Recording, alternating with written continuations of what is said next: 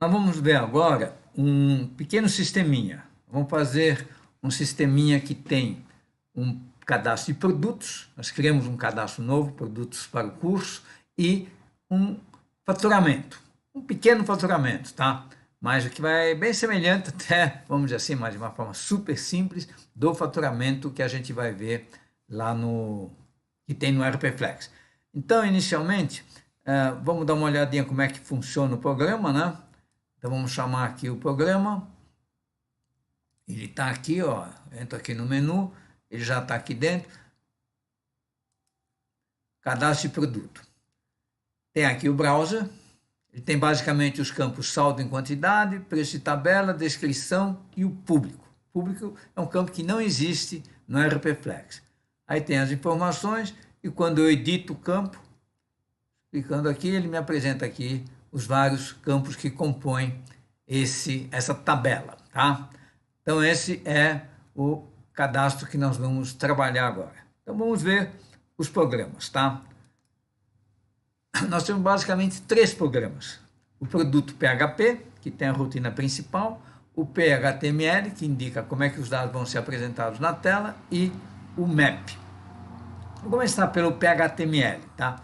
O PHTML, ele tem os campos, vamos dar uma analisadinha aqui. Aqui tem esse comando inicial aqui, que indica que nós podemos trabalhar com o JavaScript. Então, toda vez coloquem esse comando aqui em cima, na primeira linha, porque assim você pode, depois do HTML ou antes, colocar rotinas em JavaScript. Mas outra forma é você criar um programa específico, tá? Lá no diretório de resources. Bom, o PHTML tem aqui uma indicação importante, que é esse 6 aqui, que indica como você pode alargar ou estreitar a tela. Então, quando você tem muitos campos na tela, se você quer que eles se espalhem até os limites, você coloca um número maior. Se não, você coloca um número menor. Aí você tem o form. O form ele é uma tag que envolve todo o formulário. O field set envolve blocos. Pode criar vários blocos de campos na tela. Então, cada field set incorpora um. Aí vem o campo, o tag label. O tag label tem a vantagem que com ele você acessa qualquer elemento que está dentro desse label aqui. Então, ele tem aqui uma característica importante, que ele diz se aquele campo deve ser grande, pequeno ou médio. Então, dependendo do conteúdo previsto naquele campo, você vai indicar se ele é grande, médio ou pequeno. O nome do campo, então no span, você diz, span é apenas uma indicação para colocar algumas variáveis. Então, uma delas é o nome do campo. No caso que vai aparecer impresso na tela. Depois você tem o input. O input realmente é a entrada de dados. Então, a maior parte dos types é texto, pode ser button, pode ser um combo, enfim, tem vários tipos de entrada. Pode ser um submit, que é um botão que submete para o programa PHP. E o ID, SB1Desk, o ID é exatamente a forma de você, no JavaScript, indicar que você está querendo mexer nesse elemento aqui da tela. E a class MTDIN. Também você tem MTDIN, você tem algumas outras, dependendo da forma de entrada. MTDIN é uma digitação simples. Então, todos os campos aqui são semelhantes, com seus campos, com exceção desse campo último aqui. Ele é um select. Nós vamos ver no metadados por que ele é um select. Quer dizer, é um campo que aparece um combo box e o usuário vai selecionar o público, né? Veja que aqui está escrito público, que é o que vai aparecer na tela, referente àquele campo. Então vamos dar uma olhadinha no metadados. O metadados está aqui. Para chamar o metadados é admin/metadados. Você antes tem que se autenticar, né? Entrar numa empresa qualquer, e vamos procurar aqui o metadados produto curso. LMNO produto curso. Está aqui.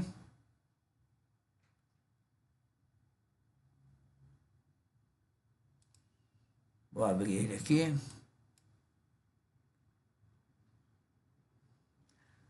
No metadados, eu vou informar primeiro a descrição dele, os vários campos, né?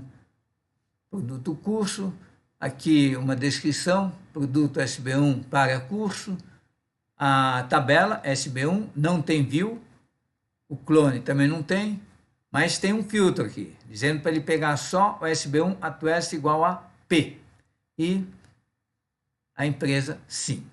Então ele vai filtrar apenas os produtos que têm o campo SB1 atueste igual a P. Vamos ver agora as colunas. As colunas também é normal, né? Cada coluna aqui indicando, por exemplo, SB1 ID, é o ID dessa tabela.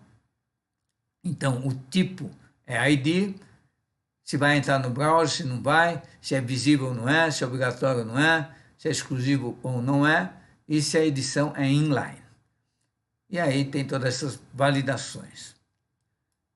O que eu quero mostrar aqui que é diferente é exatamente o campo público. Então, nesse campo, a gente definiu que ele é um option, tipo option. Lembra quando nós falamos do metadados, que tinha um tipo option? E aí é um combo box. Então, eu indico aqui no metadados quais são as opções. Nós vamos ver depois que existe uma forma de você tornar isso dinâmico, a partir dos parâmetros, principalmente. Então, cada usuário pode ter textos diferentes nessas opções. Aqui não, o texto está chumbado, então tem aqui milionário, rico e classe média, que são as classes sociais, que se destinam àquele produto. E o que vai ser gravado, na verdade, é o valor. Então, normalmente é um campo menorzinho, tal, que apenas contém uma sigla do que vai ser gravado para facilitar no teste dos programas. E de resto é igual. Então, vamos agora analisar os programas. Então, tem o produto PHP, o PHTML que nós já vimos e o map.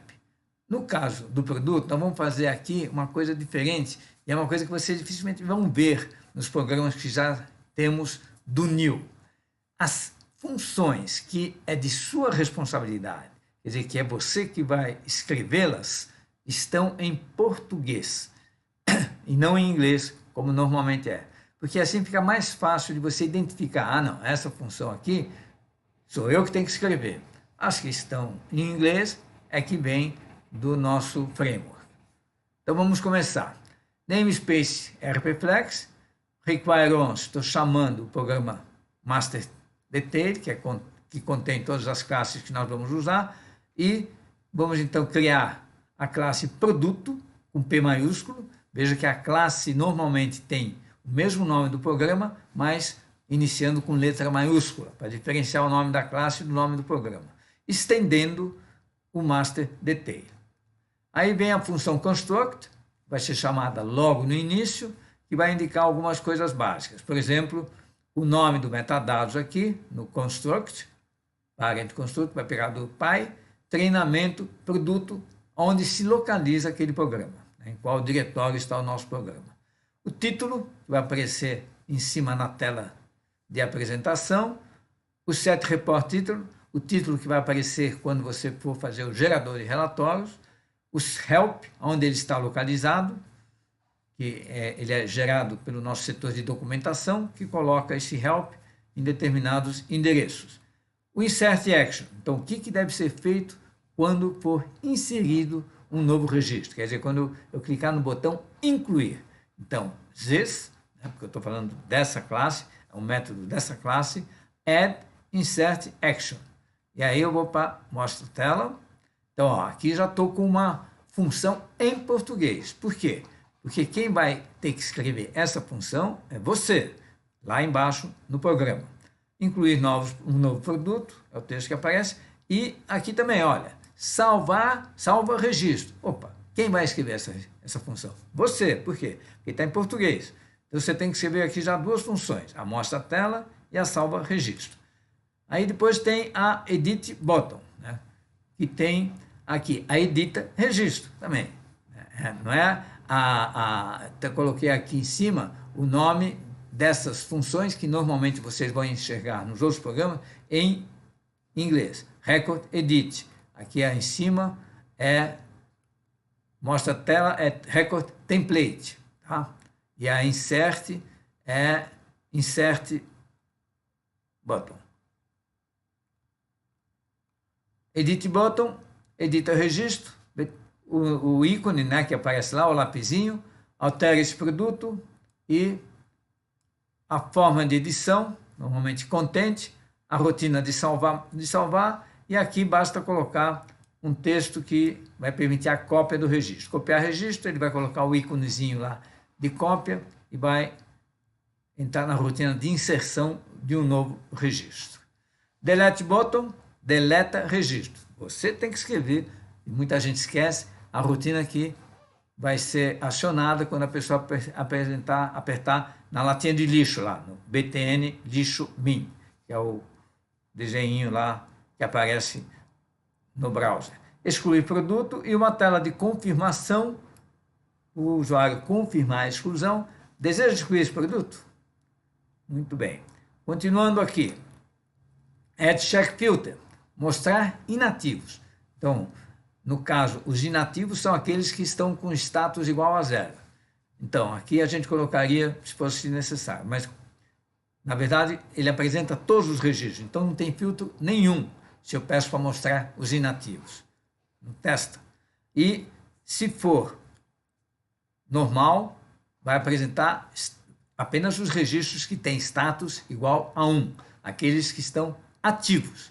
E aqui eu coloco se, de início, ele deve apresentar filtrado ou não. Então, como eu coloquei aqui, false, significa assim, não use essa opção aqui, use essa opção aqui. Essa aqui que é a opção padrão. Então, se eu colocasse true aqui, ele de início já ia mostrar os inativos também. Tá? E o Add Layout Editor vai indicar aonde está o PHTML, quer dizer, quando ele vai apresentar a tela, qual é o programa que vai ser chamado, produto.html, o título e a localização desse programa.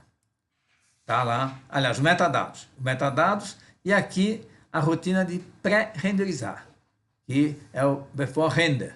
Né? Before Render, que eu coloquei aqui em português, para entender, olha, isso quem tem que escrever é você. Nesse programa aqui não vamos fazer nada, mas já no faturamento tem uma rotina que a gente escreve antes da apresentação da tela. E aí vem as funções da tela. Então, nós temos edita registro, que é aquela record edit, quer dizer, vai ler o registro que a pessoa clicou quando quer atualizar um registro. Então, primeiro ele captura o ID, porque quando a pessoa apertou lá no botão, eu preciso saber qual é o registro que a pessoa digitou. Então, através do get, né, que é chamado a partir do getServer, ele me traz o ID. E aí eu armazeno isso nessa variável.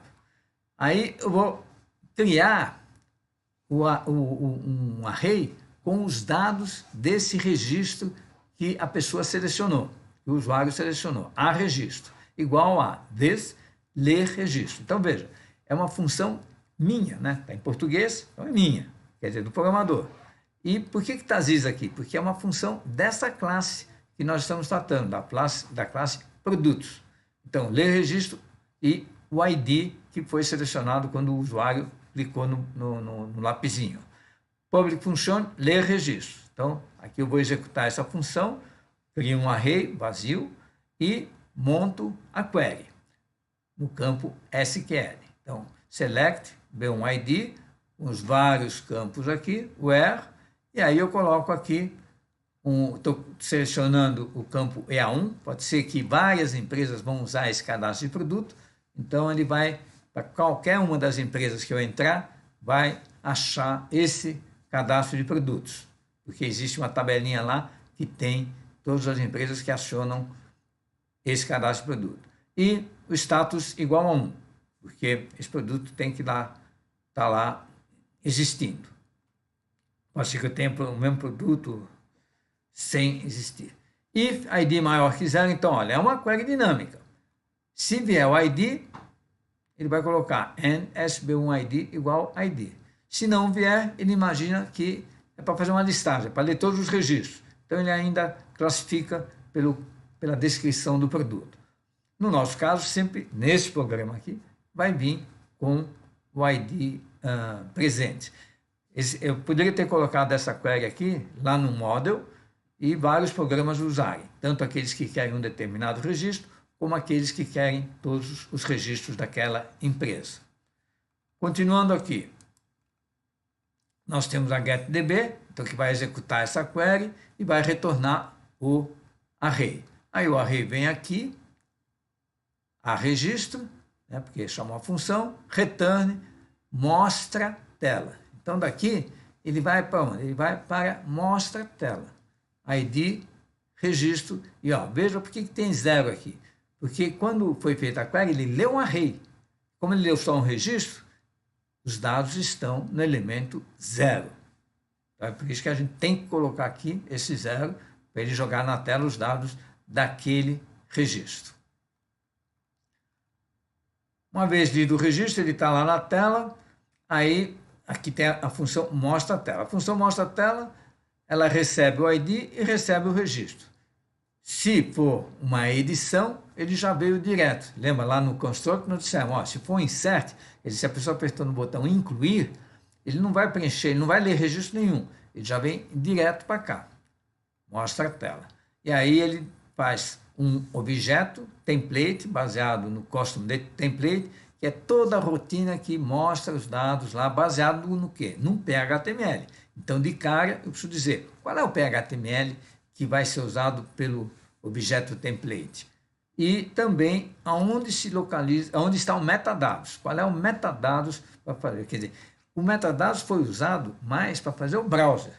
Mas quando você edita a tela, é você que fez a query. Mas as características de cada campo são definidas pelo metadados. Se é um campo data, se é um campo caráter, se é um campo numérico, né, se é money, tudo isso. E aqui o pré-renderizar, quer dizer, se tiver alguma coisa a ser modificada na tela antes de ser apresentada, está escrito na rotina pré-renderizar, que está aqui embaixo, mas que no nosso caso não tem nada. E aí, se o ID for maior que 0, ele monta os dados, quer dizer, aqui, set record a registro, ID, ele está alimentando o PHTML com os campos que estavam lá no browser. E aí a tela vai aparecer preenchida. Se não, se for uma inserção, vai aparecer em branco. E aí ele chama o HTML. A função pré-renderizar não faz nada e depois que foi feita toda a digitação da tela de edição, quando o usuário clicar em salvar, nós vamos para salvar registro. Chegando lá, ele vai ver se tem ID. Então aqui, quando voltou para salvar, ele não está sabendo, era uma inclusão ou uma alteração. Como é que ele testa isso? Então ele vai verificar se tem ID. Então, se o ID, né, quer dizer, se lá no registro que eu estou recebendo de volta, o SBID existe, então eu vou pegar o ID. Se não existe, eu vou pegar 0. Não existe o ID. Aí nós criamos aqui um objeto result. Você sempre vai ter que criar, principalmente quando você vai estar terminando uma comunicação, o JSON, que vai fazer com que sejam acionadas as rotinas em JSON. Então, cria-se um método, um objeto chamado result, permitindo que eu use os comandos, as funções, os métodos lá dessa classe. If ID igual a 0, ele vai ver se já existe um produto com esse nome. É um teste de consistência que a gente resolveu fazer aqui. Então, ele faz uma select, puxando o nome do produto, e aí como é que ele verifica se já existe aquele produto? Simplesmente vendo se tem mais, se existe um registro com esse nome. E aí é if count array, quer dizer, se naquele array temos mais que um elemento. Se count, quer dizer, o número de elementos é maior que 0. Se for, produto já cadastrado, e ó, eu estou usando aqui o método, o objeto result, o método success, false ou true. False indica, ó, acabou, vai voltar lá para a tela principal. A mensagem, que aparece em vermelhinho no topo lá da tela, produto já cadastrado. E return result, ele volta para a situação onde estava. Aqui eu não precisei fazer o teste, mas eu coloquei a rotina para ver se o registro veio com o nome em branco. Por quê? Porque lá no metadados já tem uma informação dizendo que o campo é obrigatório. Como o campo é obrigatório, se ele não estiver digitado, automaticamente vai apresentar a mensagem faltou digitar a descrição. Está definida lá no metadados que é obrigatório. Vai dizer, o campo é obrigatório. Bom, se for uma inclusão, Então, se o ID for igual a 0, é porque é uma inclusão. Então, vai ser dado o comando insert. E aí é o insert into SB1, set. Você vê que a gente usa o insert da forma idêntica ao update. O comando insert ou update, o nome da tabela e aqui no insert tem a palavrinha into, SB1, update SB1 set, e aqui todos os campos com os devidos conteúdos para ser atualizado. O headlashes é colocado para evitar problemas de UTF, de UT8, Latam, esses caracteres que temos na língua portuguesa, cedilha, A com tio, que às vezes podem dar problema. E aí é dado o comando de gravação, né? Esse comando ou update ou o insert, lá no executa e result true. E aqui, esse registro que foi recém-incluído, ele está voltando agora para o browser. O browser, que já tinha lido todos os registros, sabe qual é o ID desse produto? Não sabe. Pode ser que o usuário vai pedir uma nova alteração desse mesmo produto que acabou de ser incluído. Então, o browser precisa receber o ID. Então, a função inserted ID, ela busca o ID daquele registro recém-inserido. E aí, joga isso no campo ID, fazendo assim com que volte todos os registros com ID para o browser. E return result, quer dizer, foi bem sucedido. A função de deleta registro, né, tem que fazer, quando a pessoa aperta no lixinho lá, e aí não é deletado o registro, e sim feito um update colocando o status na situação de registro excluído, status igual a 0 no caso. GetDB executa a query, né, essa update aqui, e success true, e vamos embora. Aqui foi usado inclusive o try catch. Se você usar o try catch, quando dá problema nessa query, em vez de ele sair por aqui, ele sai pelo catch. E aí ele dá uma mensagem. Nessa mensagem tem bastante informação para saber por que deu esse problema. Então, às vezes, quando você está com um problema numa query e tal, coloca try catch. E aí você vai ter mais informações sobre o erro. Depois que estiver tudo funcionando 100%, você pode tirar ou não. De qualquer forma, se der um erro em tempo de execução lá na produção, com esse procedimento aqui, você tem mais informações. Quer dizer, a gente que analisa os programas vai ter mais informações. Vamos falar um pouquinho do map. Então, aqui termina o PHP. O map, ele indica como é que eu aciono da estação o servidor e do servidor a estação. Vocês têm que imaginar que são dois ambientes totalmente distintos. Um está lá na estação e no terminal e outro está lá no servidor. Então, não é possível eu chamar uma função, por exemplo, simplesmente pelo nome dela, quando eu estou aqui na estação. E até localizar tudo lá no servidor. Então, o map é uma espécie de um dicionário que faz a conexão de endereços. Então, eu informo o nome onde está localizado o diretório daquele programa e a rotina que ele deve chamar. Então, lá no JavaScript, quando a gente vai chamar uma rotina que deve ser acionada pelo PHP, eu coloco o programa, qual é o programa que vai chamar. E aqui a função que está lá. No caso, temos dois casos aqui. O Add Master Detail, quando eu clico aqui, ponho o menu aqui, ele já me mostra o detalhe dessa função, mas se eu clicar aqui no Ctrl, eu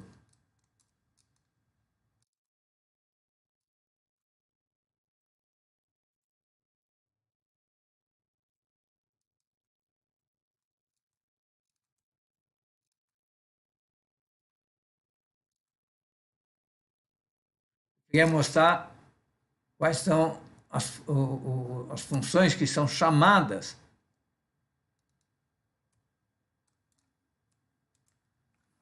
pelo master detail.